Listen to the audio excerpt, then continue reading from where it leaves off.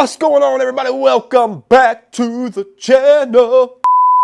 Anyway, the day has come. We can finally build this workbench slash assembly table, and yeah, let's just get to work and see how this thing goes. I do not have plans for this right now. I plan on having plans in the future, and this is really like a wing it. I mean, I really just have this thought in mind, and we're just gonna cut some wood and see what happens. So other than that, let's get to work.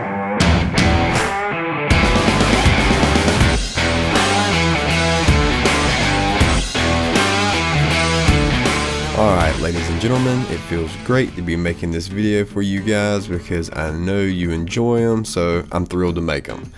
But anyway, here we have just a standard butcher block countertop. I was going to make this out of some 3/4 plywood, but Lowe's was running a special on this and I couldn't really pass it up. So I decided to splurge a little bit and get a nice big old thick top, and yeah, it'll be great for dog holes and make a great worktop surface. So I'm super excited to use this, and it measures 72 inches long by 39 inches wide, which will be plenty for an assembly table. Now for the first step, what I like to do is go around the whole border or all 4 sides and mark out the overhang. And in this case, I'm doing an 1.5 inch overhang, so just so I have some reference to figure out where I want to lay everything out, I'm gonna go around all 4 sides and mark an 1.5 inch. And once I have all 4 sides marked, then I can mark for each leg at every corner. And these are just 2.5 inches, so I just make a mark, and that's pretty much it. Then the next thing is marking for the dog holes, which is going to be the fun part, trying to lay that out. So wish me luck.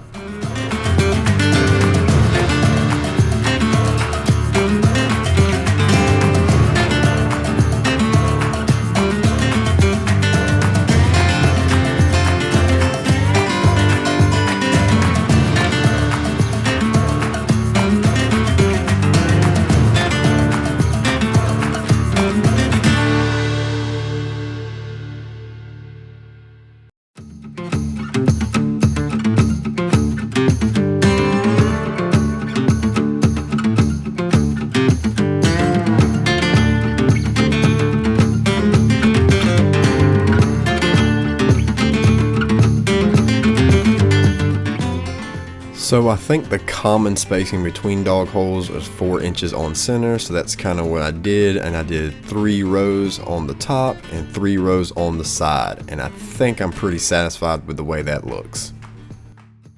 Alright guys, now that we got everything laid out, I think I'm pretty happy with the way it looks. Had to do a little bit of trial and error, moving some things around, but I think I finally got it laid out to how I want it to look.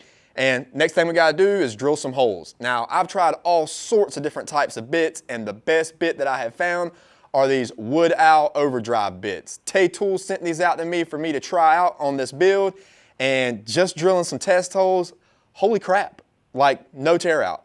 I am super impressed with these bits. I cannot speak highly enough about them. I'll put a link in the description if you wanna check these things out, if you need to drill some dog holes yourself. But other than that, we can keep on moving on. I would also like to mention this Miles Craft 90-degree drill jig. Yeah, it worked great. Pretty sure I couldn't have done it without it. I'll also link that down below. Pick one up, it's like 40 bucks. So yeah, go get you one. But other than that, we can go ahead and lift this workbench surface off the other workbench surface by using these Craig bench cookies. These are also another great tool to have. I will link these down below. You can use these for multiple different things. But before I start drilling and poking holes in this worktop, I want to go ahead and use a center punch. I'm using an automatic center punch here and just hitting every single spot where I'll drill a hole. That way the bit doesn't try to walk on me. Don't really think it will, but you know, extra step ain't no big deal. But with that done, I can pucker up and start drilling some holes. Now I did double check and triple check because the last thing I wanted to do was drill a hole in the wrong spot. Now you can totally do any kind of pattern on the workbench surface. It really does not matter. This is just the design layout I had in my mind, so I kind of went with it. But after I went around the workbench surface drilling all the holes, finally came time to do the last hole, and boy was I glad to get there. I felt like it took me forever, even though it really only took about 30 minutes. But my arm felt like I had a good old arm workout, and yeah, I was just glad to be done. But once it was all said and done, stepping back and looking at everything, it looked super awesome, and I was super thrilled with the way this was laid out. But anyway, now that all the holes are drilled, we can move on to the next step. We need to add a chamfer around every single hole. Yeah. And for this step, I want to give a big thanks to the guys over there at Bits and Bits. They sent me a 6-piece router bit set for me to try out, and I am super impressed. These bits have a special Astra coating on them to help last up to 3 times longer than your standard router bits. I highly recommend them. They are awesome bits, and you would know exactly what I'm talking about if you go buy them. Link is in the description. Check them out. You will not regret it. With my new router bit installed, I went to town adding a chamfer around all the dog holes. Now the size will really depend on you. I think I'm somewhere around about a 3/32, and I was pretty satisfied with the way it looked. Time to get busy.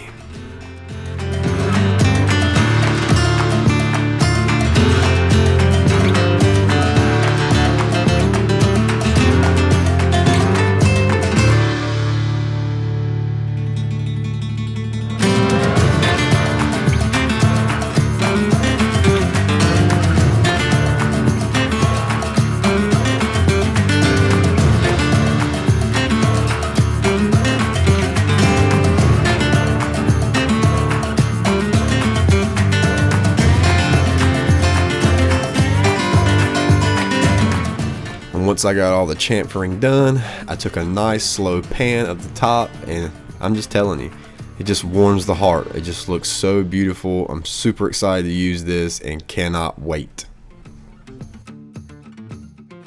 But let's not get ahead of ourselves. I still need to go ahead and sand the top of this thing, get rid of all the layout lines, and get this thing prepped for the clear coat that I'm going to spray on it. Now typically I don't go over 150 grit, but since I'm spraying a clear finish on this, I wanted to start with 150 and then I'll move up to 220.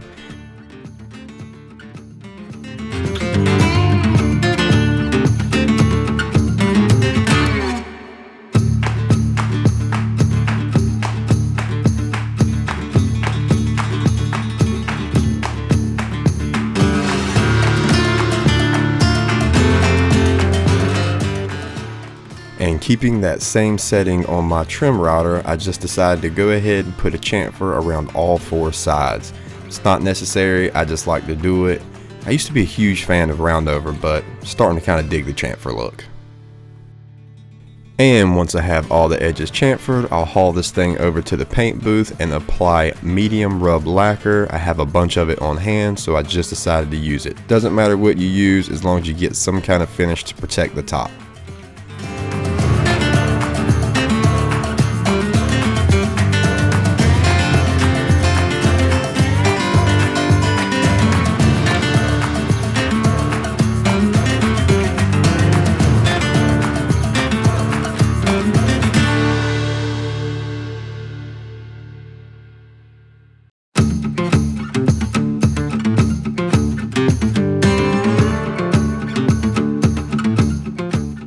And once the top is completely dry, which is usually about 15 minutes, I'll take it back over to the shop and I'll hit it with this gray Scotch-Brite pad, just knocking down any imperfections in the finish. That way you have a nice, smooth finish.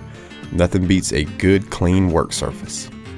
And now with that last step complete, we can finally take a look at what our tabletop is going to look like. Absolutely gorgeous. Cannot wait to use this thing.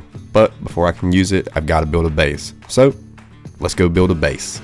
So for the base, I decided to use this Zambuki white walnut. I had this imported from out of state, and yeah, I'm just kidding. Who am I fooling? This is just regular old construction grade pine. I spent all my money on the top, so I went cheap on the base. Construction grade pine does fine, so no need to go spend a whole bunch of money. So for the first step in this process, I will be cutting the legs. Now the legs will be made up of 2 pieces glued together. Now the first thing I want to do is just roughly cut to their length, and then I'll come back after I glue everything together and it's milled and cut it to its final length. Now this length can vary depending on how high you want your workbench. I typically like a little bit lower assembly table. It just makes it easier to work on taller pieces. Once I have all my pieces cut, then I'll move over to the joiner. Now at the joiner, I want to make sure I get a completely flat, a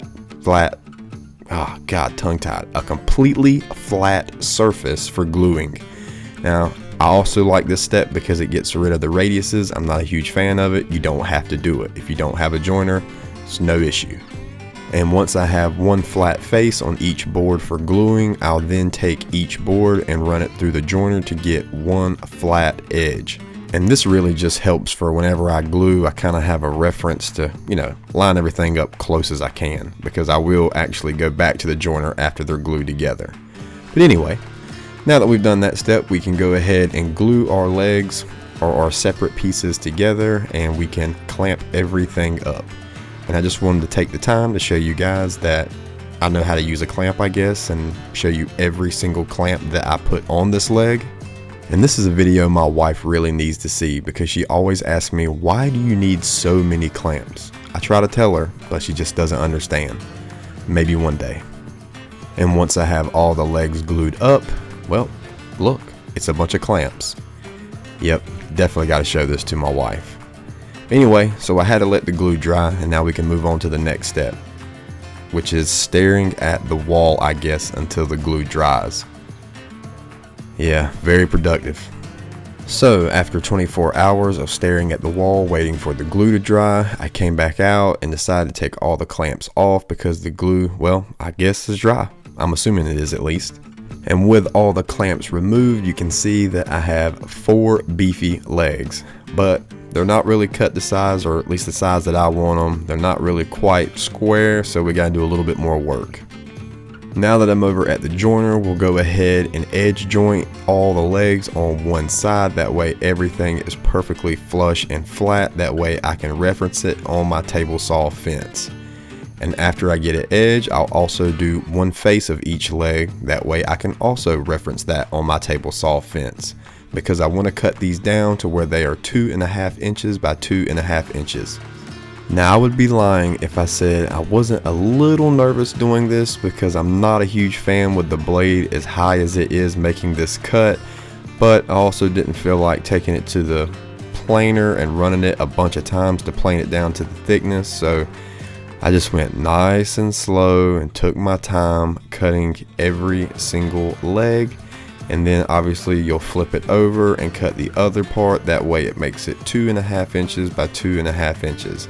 But yeah, just take your time and just go nice and slow. And honestly, you can just skip this step if you don't even care about doing this. You can literally just make it, 3 inches by 3.5 inches, or whatever a 2x4 is. 2 2x4s glued together. It'll be your table. Do what you want.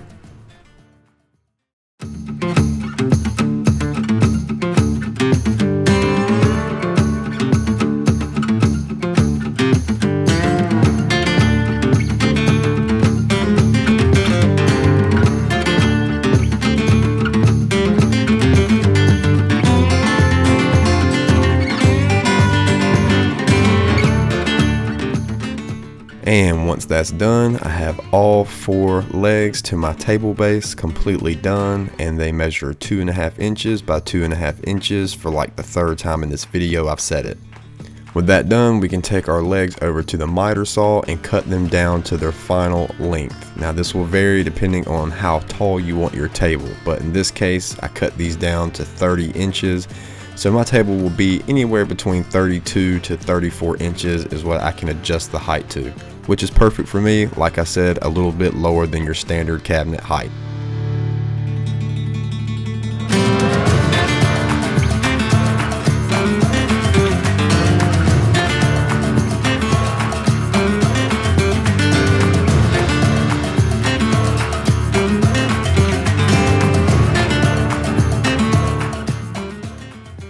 And once I have all the legs cut to their final length, I'll go back to the top, flip it over, and I'm drawing reference lines on the bottom. Now all I'm doing is just marking where I want all the legs to fall. That way I can measure for the support or stretchers that go in between all the legs. This just really helps get an accurate measurement. So obviously the next step would be to measure for the supports. So that's what I'm going to do. Like I said, this is definitely a wing it project. I had no plans, just had a thought in mind and was like, hey, let's do this thing. So that's kind of exactly what I decided to do. But don't worry, I'm currently working on a site right now trying to get all these plans uploaded so you guys know exactly all my measurements. But now we can take our pieces over to the miter saw and cut the stretchers or the supports for both ends, which there will be 4 of these, so I'm gonna go cut these.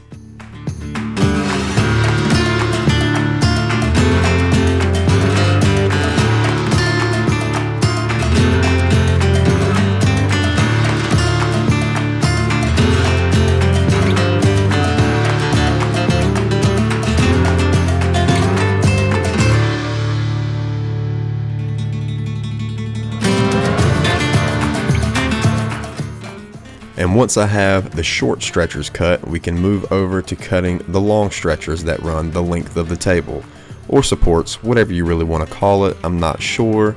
I just, I do what I do. I call it what I call it. I could be completely wrong. So yeah, also going to need 4 of these as well.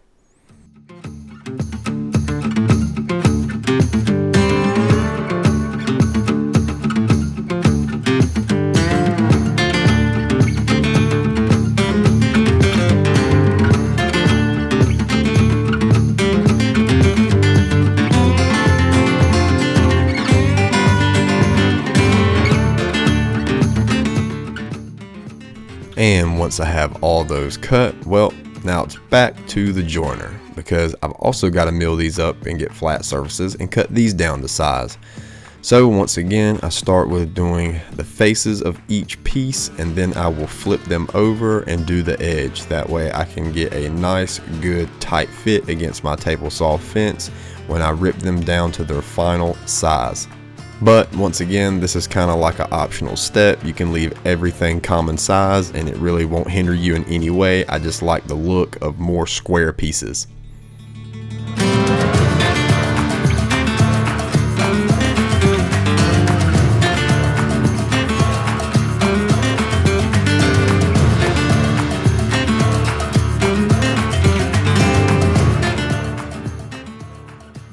And once I have all the pieces ran through the joiner and everything's looking pretty, we can take it over to the table saw and cut it down to its final size. Now, to keep this same kind of theme going, I wanted everything to be roughly the same size, or at least look the same size. So this once again is getting cut at 2.5 inches. But like I said, this step is completely optional. You can leave everything common size, does not matter. And once I have all the pieces ran and cut down to 2.5 inches wide, I also decided to mess with the thickness. So once again, I decided to raise the blade up, and I will cut all these down to 1 inch thick.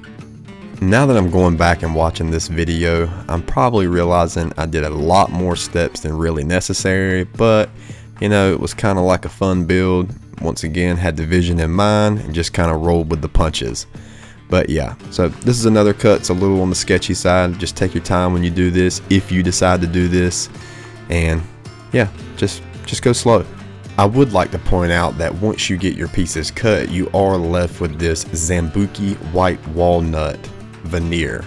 So keep that in mind for future projects, because you never know when you can use that rare Zambuki white walnut veneer, or aka construction pine veneer.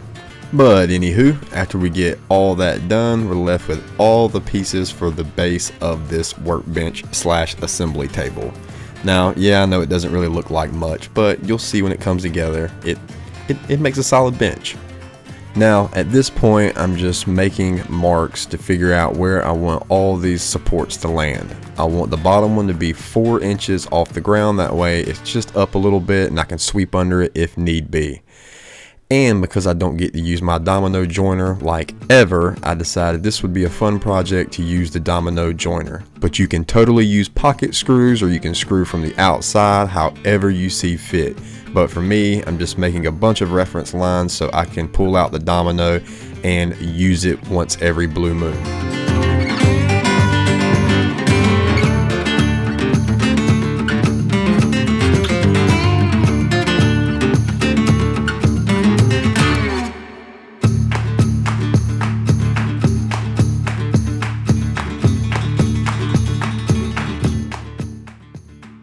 And once I have everything marked and I'm happy where I think everything's going to line up and fall, well, the good old domino, the most hated tool on YouTube, or at least that's what I hear. But yeah, I bought one. I've only used it like twice, and I kind of was like, man, did I buy this and regret it? But this is why I like to have it, because it's projects like this, I finally get to pull it out, and then I just realize how fun this little tool is to use. If you do not have one, save your money, get one, because they are a lot of fun to have and use. I just build a lot of cabinets, therefore I don't have a whole bunch of uses for it. But if you're building furniture and shop projects and things like that, yeah, definitely pick one up. But anyway, so I just take all the legs and I run more. Oh my God. Look at that. A daggone boo-boo. No worries, everything's good. We'll just put a little glue in there. We'll throw a couple dominoes in there. And if you watch my last video, there was a Japanese pool saw on there that will definitely take care of this, and it'll be like it was never there. Just got to do a little bit of sanding and bam, it'll be gone. But once I corrected my mistake, I went ahead and did all my mortises and all the legs and all the supports, and here we go. We can start finally gluing this thing together. Now, where I wanted to start on this was doing both ends of the workbench. I just kind of figured that would be the easiest start point. So first thing I wanted to do was go ahead and get those glued up and get those done, and then I would figure out how I wanted to do the long supports after these were good and dry.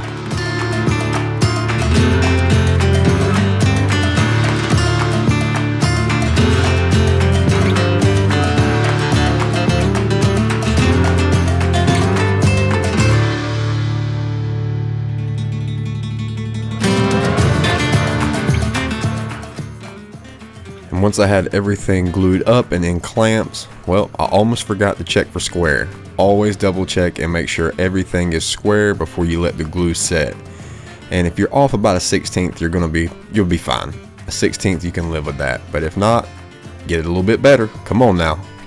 But once the glue was good and dry, I removed everything from the clamps and double checked to make sure everything was good. Yeah, just like that. Look it over, stare at it a little bit, move it around, get a little excited, because now the next part had to figure out how I wanted to do the long supports. So after some careful thought, I decided I would take both my ends back over to the workbench, and we'll go ahead and do some more mortises for the long supports. Now, I laid these out the exact same way I did the stretchers on both ends, so it wasn't too bad. I think I was more worried about how I was going to glue all this together, because to me, that seemed like that was going to be quite the task. So I decided to search YouTube and figure out the best way to clamp up long pieces, especially when you don't have clamps that long. And what I came across was people using temporary cawls, as they called them. And all you really do is use a piece of painter's tape, a little offcut or a block of some kind. You put some CA glue down, then you spray some accelerator and you attach it. And it's supposed to be strong enough to hold, but easy to pry off when you're done. Now, I had to do this to all 4 supports, and on all 4 of those supports I had to do 2 on each side. May not make sense, but you'll see here in the next clip that you can see once I start getting everything together, you'll see them. But anyway, with all my temporary cawls attached, I went over to the end pieces, started putting in my dominoes, and got ready to glue this beast up. Now, being a fan of CA glue and accelerator, I was super excited to give this method a try. But what I came to find out was, it did not matter. For some reason, when I applied pressure, the cawls just would not stay on there. Maybe I did something wrong, maybe I didn't. I'm not sure, but maybe I'll have to go back to the drawing board and give that a shot on another day. So instead, I decided to use another clamp, as you can see here, to hold the cawls in place while I applied pressure with the other clamps. Boom, problem solved. Had to think quick because I already had glue on there. But anyway, I let that dry for about 45 minutes or so, and then I brought it down to the floor, that way I could reach the other side. And so after that, I just went around to each little post or each support, added some glue. I already put my dominoes on the side and decided this is the time to go ahead and try to slide this bad boy on there, working kind of fast because I didn't want the glue to set up. But once I was able to go around to every single corner, drop it down in the spots, it fell in place just like I had planned. Well, kind of planned because, you know, I really didn't have any plans. So I went around each support to where it meets up with the end and added my little temporary clamp on the cauls, and then added my other clamps. That way I can get enough pressure on the glue joint to make sure everything is good and strong. I'm still a little sour over that CA and accelerator trick. I will revisit that.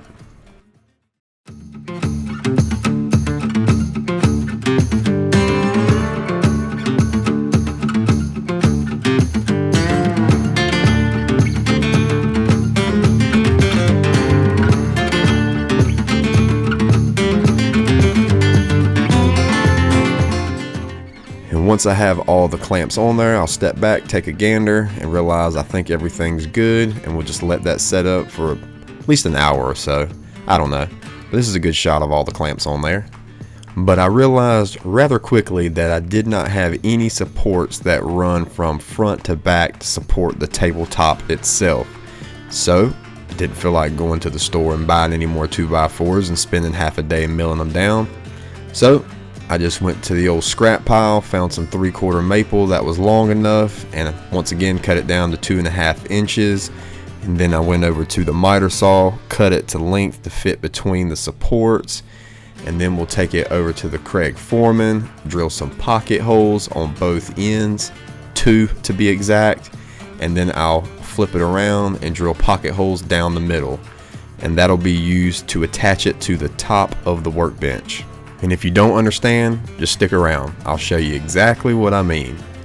And at this point, I felt like my glue was good and dry, so I went ahead and removed all the clamps holding the side pieces on to the middle supports. And because this trusty caul method, as they call it, worked so good, not really, but now it did come off rather easy. I just used a chisel, pried it in there, and it popped right off. Maybe that had something to do with it, not really sure. God, it still irritates me why it didn't work. But anyway, now we can go ahead and move on to adding our stretchers that go in the middle or the middle supports. And all I did was measure each end and kind of split it in thirds, strike a line on both sides of the frame, and then just set my pieces in there, clamped them in place, and screwed them together. And oh my God, that high dollar woodpecker square just hit the floor. See how concerned I am? But thank God for quality tools, because there was nothing left to show. But other than that, I got this one screwed into place and moved on to the next one, and well, did the same exact thing.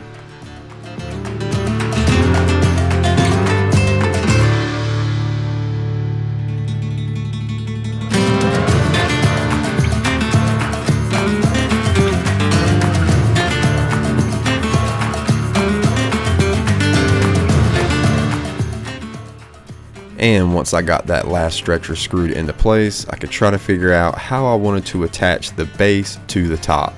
Now, you could do pocket holes. You could just screw it from the underside. I could have used Z-clip fasteners. Multiple different ways to do it, but the way that I landed on was using a Forstner bit or counter boring a hole using a little bit shorter screw. That way it was recessed up in the frame. So with the decision made, I went around the frame, marked out where I wanted all the screws to land, and well, got busy counterboring some holes with a Forstner bit. However, I will say it is a good idea to add a piece of blue painter's tape. That way you can get a consistent depth on all your holes.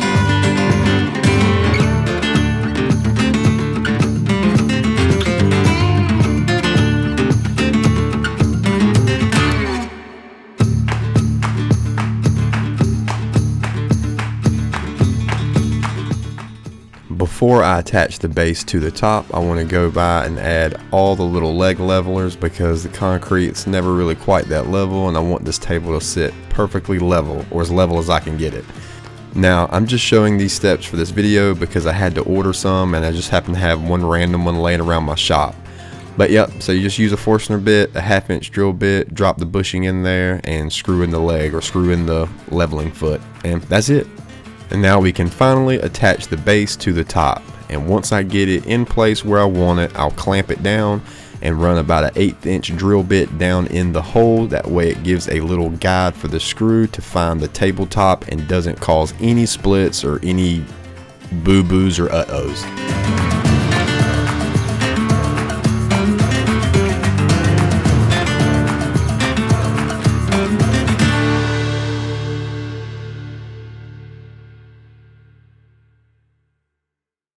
And once the last screw is installed, I can go get my wife to help me move my new workbench in its new home.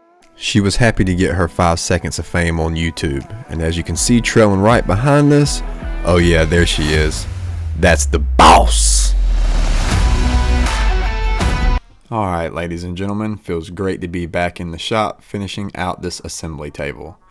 And like most good projects, for some reason all mine seem to start on the floor. But anyway, only thing I'm doing here is going around the border because what I want to do is drop in a bottom shelf. Now I could cut and lay the bottom shelf right on the bottom supports, but I actually want to recess it down in the frame.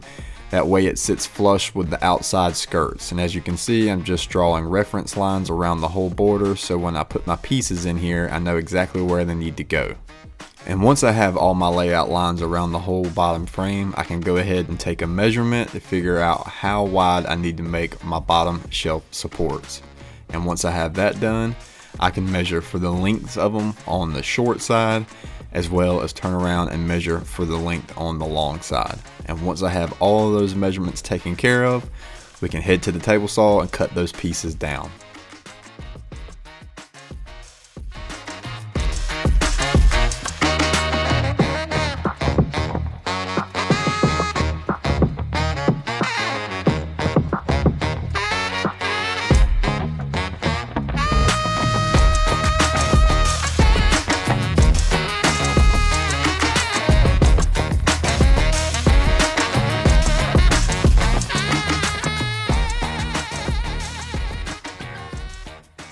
And once we have everything cut to width, we can head over to the miter saw and cut everything down to its final length. Now in this next clip you'll see here in just a second, I cut a few extra pieces to help hold the bottom shelf supports. And that'll make a little bit more sense right now. As you can see here, I've got this piece that sits right on the bottom of the workbench leg supports.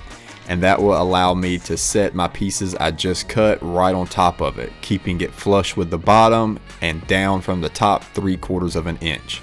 And that will allow my bottom shelf to sit flush with the outside skirts.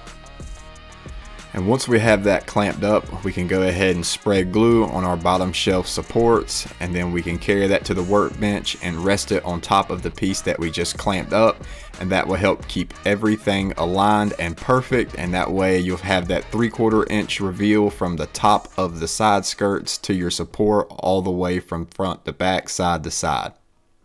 And as you can see, once we get it installed, we have that little lip where our bottom shelf will sit right on top of and be completely flush with those outside skirts. But hold on a minute, let me move the camera just a little bit. Hello there, friends. But as you can see, you got that perfect lip where the bottom shelf will sit even, and then all we got to do is just shoot some nails in it and this thing will be good to go.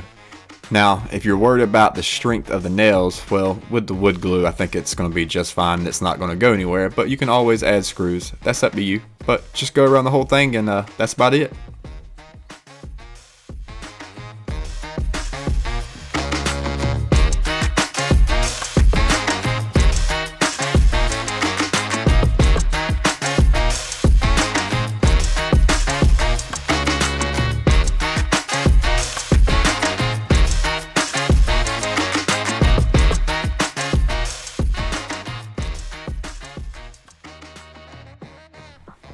And once we have all that done, I need to head back to the table saw and cut a few stretchers to go from side to side. Now these stretchers will help support the bottom shelf. Now you can add as many of these as you want. I only did 2 because I just felt like 2 was a plenty. I don't plan on loading the bottom of the shelf up with, you know, hundreds and hundreds of pounds of tools. You know, now if you were going to stack a whole bunch of stuff in there, you might want to add a few more. 2, I think you'll be just fine. Now I would also like to point out everybody who commented saying that I need to be using a push block and be wearing safety glasses. So I've got one of the 2 going right here. I am using my push block, and my safety glasses aren't on my eyes, but they are on my hat. So that's got to count for something, right? But anyway, after we have all that ripped down to width, we can go ahead and head over to the miter saw and cut them down to their length. Now, if you do not have a stop block set up on your miter saw station, I highly recommend you take the time, watch a few videos and do this. It will allow you to get repeatable cuts and cut everything the same length every single time. I absolutely love it and use it all the time. But anyway, now we got all those cut to length, we can go ahead and take them over to the Craig Foreman and drill some pocket holes on both ends of both stretchers. And this will be how we attach the stretchers to the bottom supports for the bottom shelf. It's a lot of bottoms there, I know. Just once we had all of our bottom shelf supports cut, we can move over to the workbench and lay out where we want these to fall. Now, this isn't rocket science. I mean, it's pretty obvious, you know, you just kind of split it in thirds and put them there. Or if you want to put them closer to the end because maybe you're going to have more weight down that way, that's fine too. You really can put these anywhere you want, but to me, it was just easy splitting them in thirds.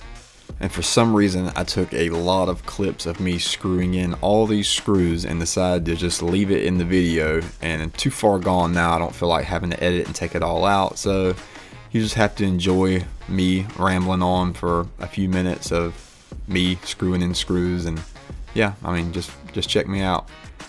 Oh, I did want to mention you will see a bunch of outfit changes in this video, mainly because there were times when I would go out there to the shop to do something, get about 2 things done, and then I had to quit for the day and do something else. So I don't know if you're keeping up with that, but there's probably at least 10 outfit changes in this whole video. But anyway, once all that's done, you can take a look and see now we kind of have the bottom skeleton framework for the bottom shelf, and it's looking golden. Now that we finally have all that done, we can move over to cutting the bottom shelf. Now, as I always state in all my videos, it is very important to cut off all the factory edges. I never use factory edges because they're never square.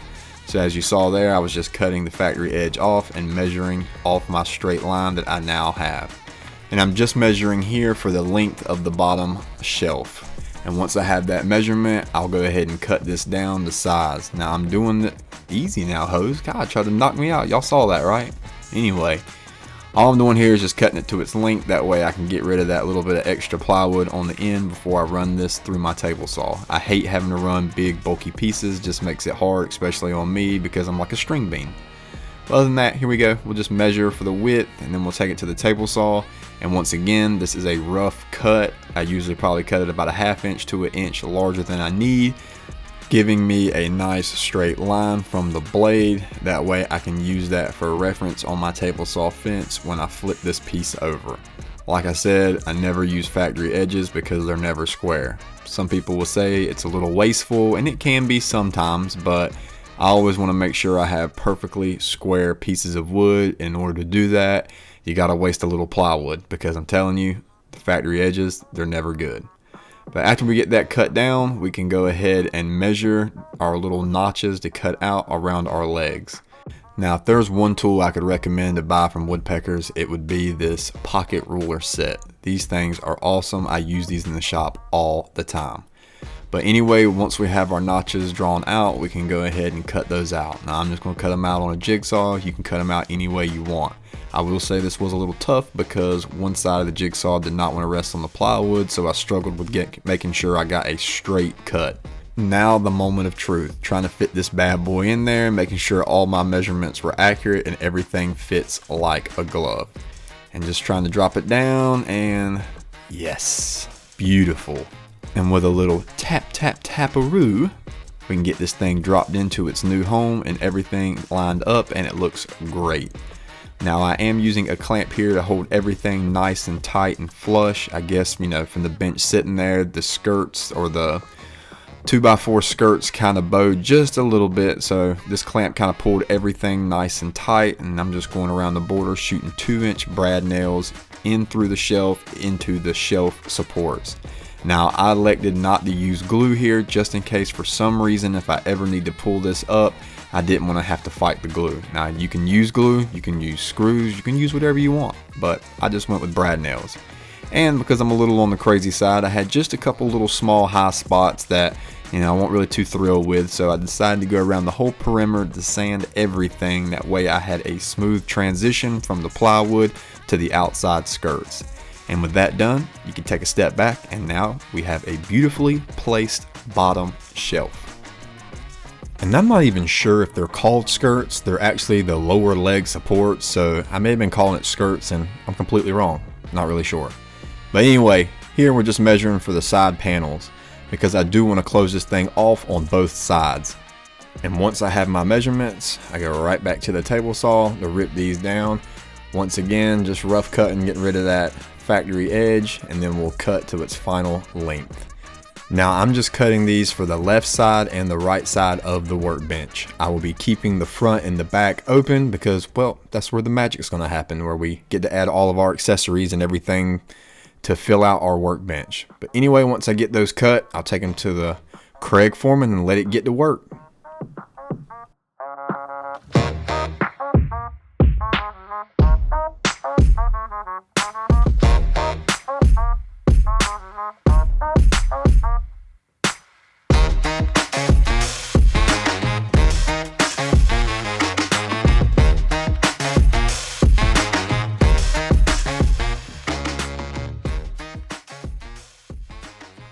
And once we have that cut and all the pocket holes drilled, we can bring it to the workbench and pray to God that it fits in there nice and tight.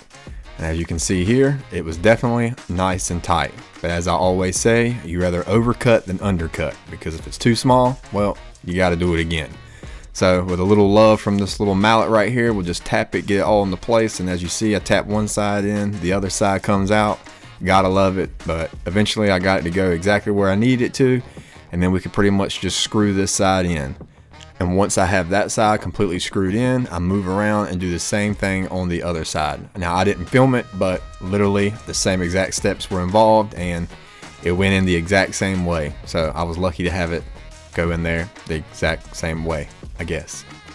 And once I had both side panels in, we could go ahead and start laying out the bottom of the workbench. Now, I spent a lot of money on a lot of nice high dollar tools. You know, doing YouTube, you kind of want to show them off. So obviously I want them right in the very front.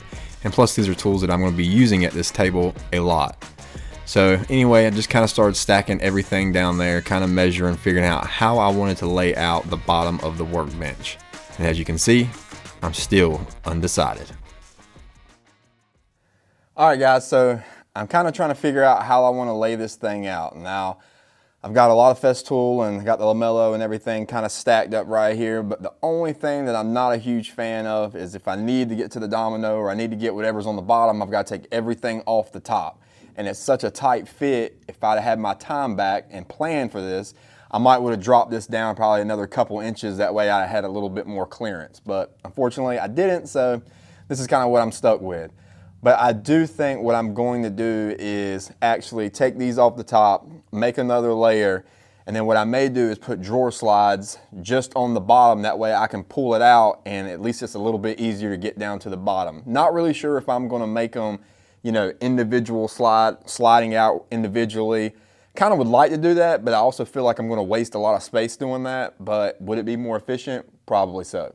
So that's kind of like my plan on this side of it. Could change a little bit, don't really know, but that's just kind of what's going through my mind right now. So then I'll take you guys over to the other side and see what my plan is kind of on the other side of the bench. All right, so I know it's a little bit tighter in this corner just because, I mean, from the bench to the wall, I have about, 36 inches worth of space right here, so I can't really get the camera in here to show you guys. So you're up there on my miter saw station, so you're getting the good old bird's eye view. But I think on this side, I do like the Festool sitting, the MIDI sitting right here, the extractor. I'll probably build a wall right here, obviously, to kind of keep it to itself, but I'll leave a little bit of room for airflow. And now I'm thinking about adding a stack of these probably right here beside of it. Individually, I'll probably put dividers in here, that way they all kind of have their own home instead of stacking them on top of each other, because obviously if you did that and you need to get to the bottom, it'd be a lot harder to do that. So probably going to put these right here. And then finally, I think right here, I'll do a bank of drawers, probably 3 drawers, from the top to the bottom. So that's kind of my plan on this side. I think that's probably the best route. Like I said, on the other side, it could change a little bit. Not really sure, but just for now, I'm kind of turning the gears, trying to figure out what I think I want the best, or what's going to be the best route for me down here. Now, your application could be completely different. You may just want to leave it wide open, and I contemplated on leaving this wide open because it's not bad. I mean, it's a great big huge shelf that you can put a lot of tools on, and once you start trying to come in here and put dividers and drawers, all that kind of takes up the room that you may need for other tools. So it's really up to you, but I think this is the route I'm gonna go on this table. So yeah, guess we'll go ahead and get started on that and start building away and seeing how it turns out. So with a plan in place, I headed to the workbench and started measuring and laying out where I wanted to put a center divider all the way across the bottom of the workbench. And this is just going to separate the front from the back. So all I'm doing here is taking measurements, like I said, laying everything out, trying to figure out where exactly I wanted it to fall and trying to figure out what I wanted on each side of the workbench. And once I had a plan in place, well, it's time to break it down with the track saw. Now I didn't show it, but I did cut off the factory edge and measured off my newly cut line. And once I had everything cut down on the track saw, I took the sheets over to the table saw and cut it a little bit larger than I actually need, because once again I will flip this over, use my freshly cut line or straight edge, and then cut it down to its final size. And once I had everything cut to its final size, well, then we can go to the next step, which by now you guys should know, the old Craig Foreman. Now at the Craig Foreman, I want to drill pocket holes on both sides, which will join it on both ends of the workbench. And also I'm going to be putting pocket holes on the bottom to screw into the bottom of the shelf that we added earlier in the video. But there was one extra step I had to take. I had to go back to the workbench because I had nowhere really to screw the top of the divider into. So I had to measure from side to where I had those supports for the top, and that's where I would place my screws and get everything lined up.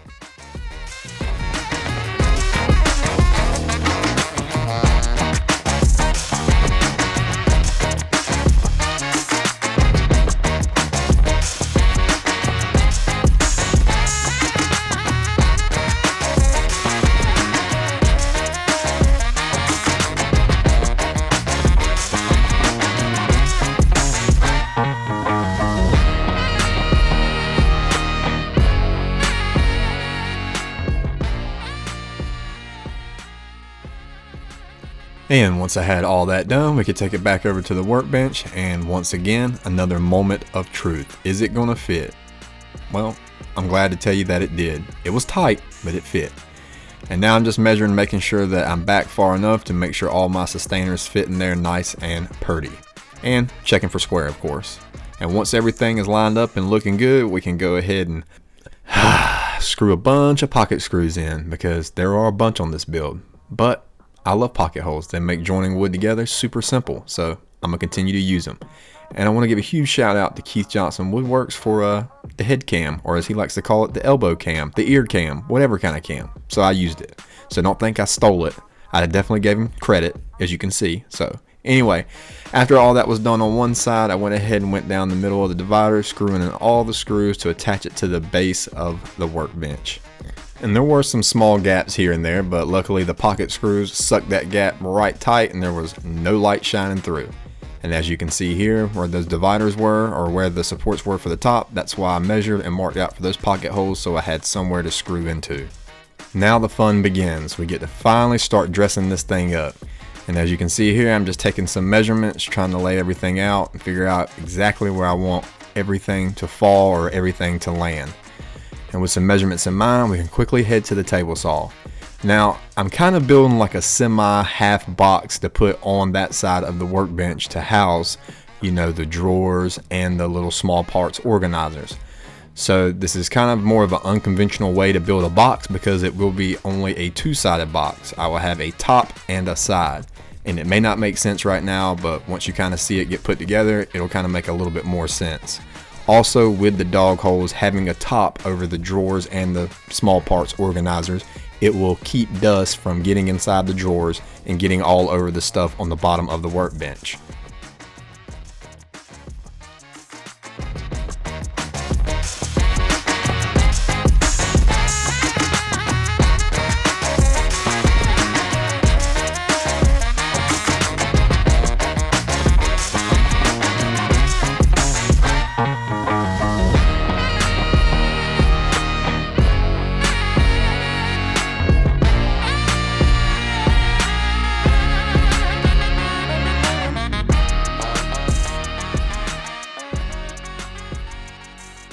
And now that I have my parts cut, I'm just drawing some reference lines right here because I have to screw the top into the supports that support the top of the workbench. So all I'm doing is just measuring where they are, marking them, and then I'm going to pre-drill so I can run screws up into the supports that support the top of the workbench. Man, I get tongue-tied sometimes trying to say all this stuff because it's very hard. I don't script anything that I say. I just kind of watch the video with you guys, or watch it before I show you guys, and just talk about what I'm doing in the clip. So just have to bear with me sometimes. But anyway, as you can see, so now that's just going to sit just like that. And then I've got pocket holes on the end that I'll go ahead and screw into. And once I get those done, I can run the screws where I measured and go ahead and run those into the supports that support the top of the workbench. And that's why it's very important to lay everything out. That way when you go ahead and put everything together, well, it comes together. And once I have the top screwed in, well, then I gotta take a side piece and mount on the side. And this is what I mean by an unconventional box. I could have built a whole box and just slid it into place, but then to me that would be wasteful, especially when I already have a bottom from the bottom shelf on the workbench. So like I said, a little unconventional in the method, but there is a method to this madness. And as you see here, I'm just checking for square, making sure everything is good, because if it's not square, it's going to be hard once you start trying to add drawers and other things in there, because then everything's going to be askew and you're going to have a lot of issues, or it's going to be tougher for you and a lot of shimming. So anyway, now I'm just measuring the small parts organizers because I'm getting ready to make a house or make a home for them. Now that I have the measurements of the small parts organizers, I'll just go ahead and go back to the workbench and kind of lay out where I want this divider to go.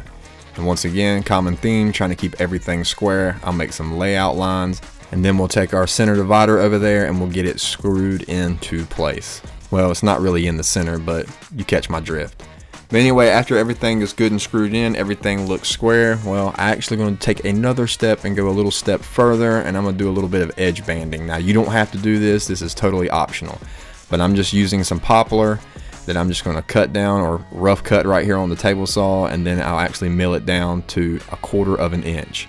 And look at me right here using my push block. Of course, you kind of got to be crazy not to use one right here, especially when you're trying to cut it just over 1/4 of an inch. But I want to take time also, I added this to the planer, and having this Wixie digital readout is awesome. I absolutely love the fact that I can mill lumber down, change it, and go right back to the same settings. And I'm going to tell you, it is dead accurate. And let's just talk about the helical head on this planer. Oh my gosh, the sound level, the quality, everything is just top notch. I love it. But now we can take our pieces over to the miter saw after we have them down to the thickness, cut them to length, and then we'll head back to the workbench and we'll add some glue and get this thing nailed, or get these pieces nailed in place.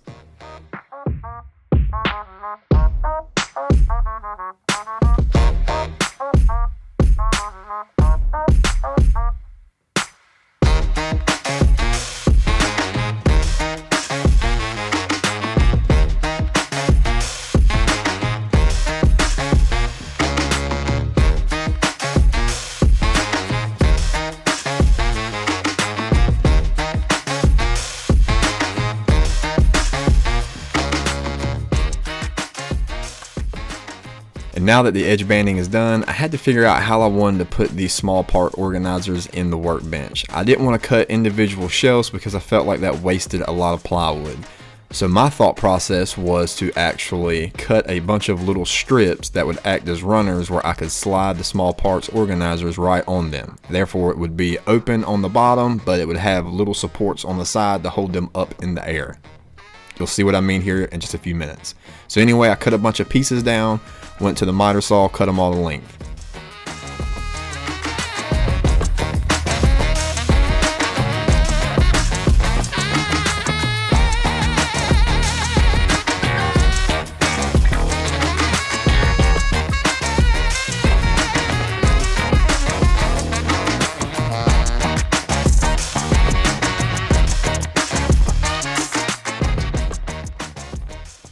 And once I had all the pieces cut to length, I took them back over to the planer because I just love to use it, and I wanted to get these all to the same thickness because I did kind of rough cut this a little oversized. So anyway, I'm just bringing them down to about 1/2 inch thick, and once I get that done, I'll head back over to the workbench. And as you can see here, I've kind of got a spacer block that's going to separate these to the space that I need, where each individual parts organizer will slide right in there. Now, I bought these from Harbor Freight. They were super cheap. They were like $6 or $7 each. I've got like 20 of them, but I think I'm only going to put 5 in the assembly table. I don't need 20 of them in here. And with only doing 5, it'll leave me about an 8-inch gap at the bottom. That way I can store a few extra like little knickknacks and whatever I may want to just kind of stick on the bottom down there. And as you can see, they all just slide right into place. Nice and beautiful. And down there at the very bottom, I got a nice little space to add something else. And with that done, we can finally turn our attention to adding the drawers that are left in that open spot on the workbench. Now, I literally just released a video a week ago explaining in detail every step of the way on how to do or how to install drawers, all the way from the drawer slides to mounting the drawer, the face, and the hardware. And if you want to watch that video, I'll link it at the top. I'm not going to go into too much detail in this video. But short version, I like to cut spacer blocks because it helps hold the drawer slides in place where I would like for them to go. And all this does is keep an even space front to back between my drawer slides and make sure everything is level. And the next thing I like to do is measure from slide to slide, and then I add the thickness of my walls on my drawer so I know the center pieces to cut for the width of the drawer. This is a great tip. I highly recommend using this tip because it'll get a nice fit for all your drawers when you make them. Well, now that we got all that taken care of and measured, we can start cutting down for our drawer boxes. Now I've just got a bunch of scrap laying around the shop, so I'm just using a bunch of random pieces to make these drawer boxes. So I'll go ahead and get these cut to size on the table saw, and once I get everything cut on the table saw, I'll take it over to the miter saw and cut everything down to length. Like I said, not going to spend a lot of time in detail on how I do this because I do have a video I just released, and if you want to watch it, check the link out. And once I have all the parts cut, I need to cut a groove on the bottom of all the pieces. That way it will hold the bottom panel for the drawer. And once I run all the pieces through the table saw to get that 1/4 inch groove, well, then I got to cut down some 1/4 inch pieces to add to the bottom for my drawer. And then it's assembly time.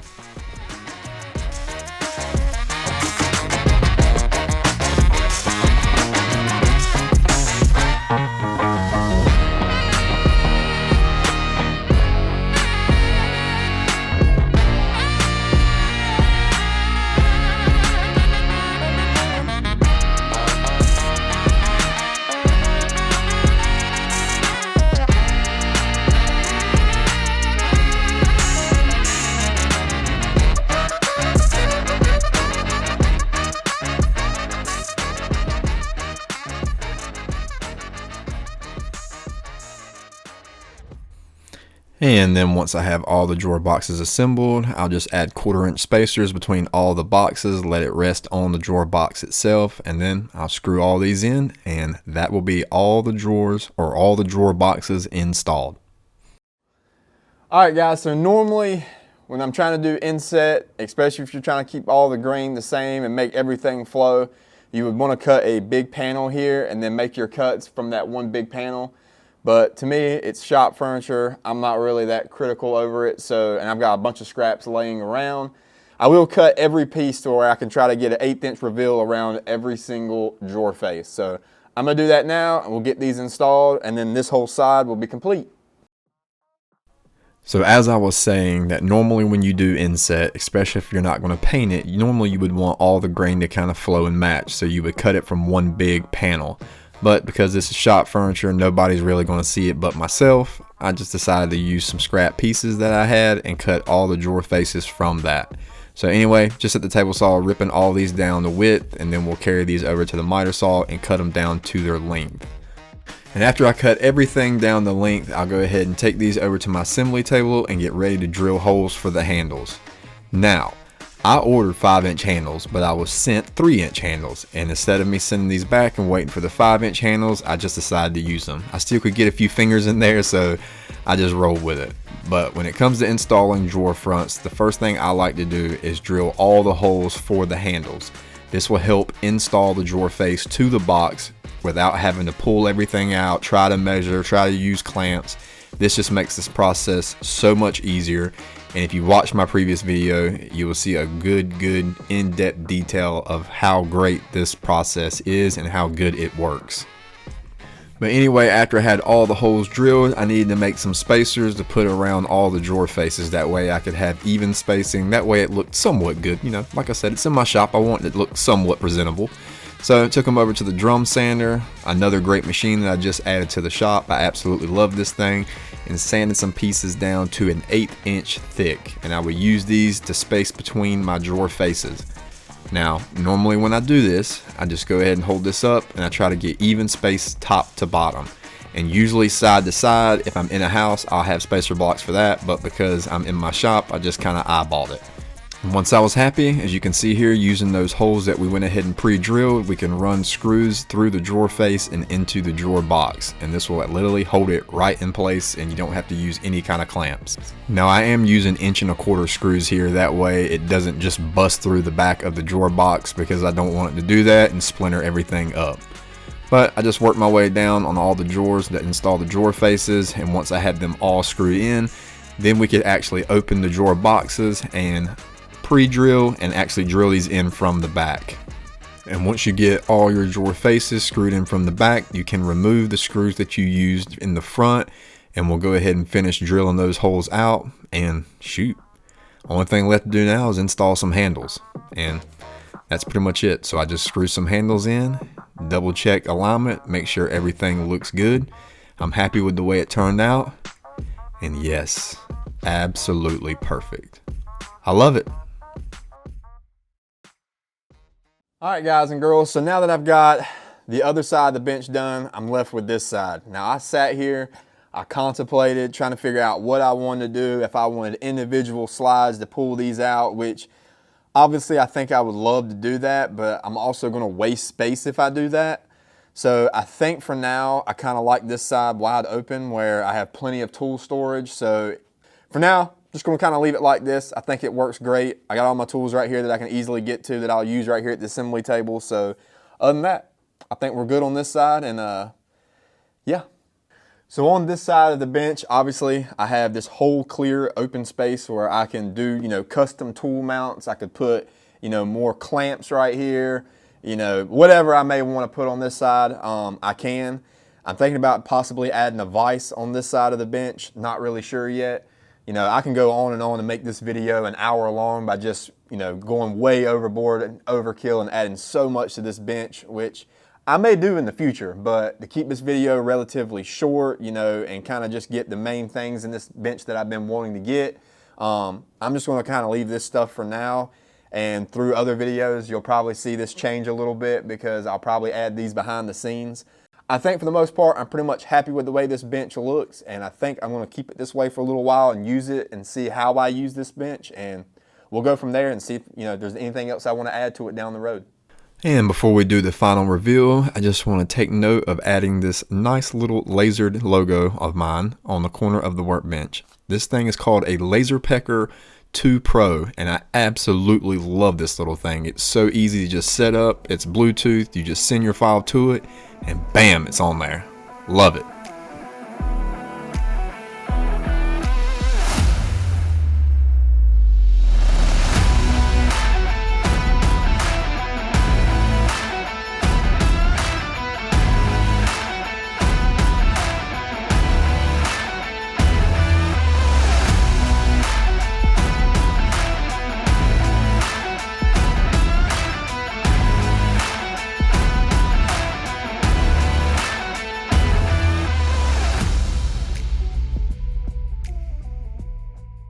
All right, ladies and gentlemen, that is going to wrap up part 2 of the workbench build.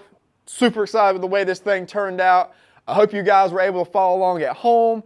Maybe you're building a workbench for yourself, and maybe I gave you some great tips and tricks on how you can add some of these things into your workbench. If you enjoyed this video, make sure you hit that like button. If you haven't subscribed to the channel, I don't know what you're doing. You might as well do it. So do that for me. I greatly appreciate it. If you have any comments or any questions about this workbench or assembly table, drop them down below. I'll do my best to answer it. Also, if you want to help support the channel even further, you can follow me on my Instagram and Facebook page, and I'll link those down below. I would greatly appreciate it. And until then, I'll see you guys on the next one. Bye.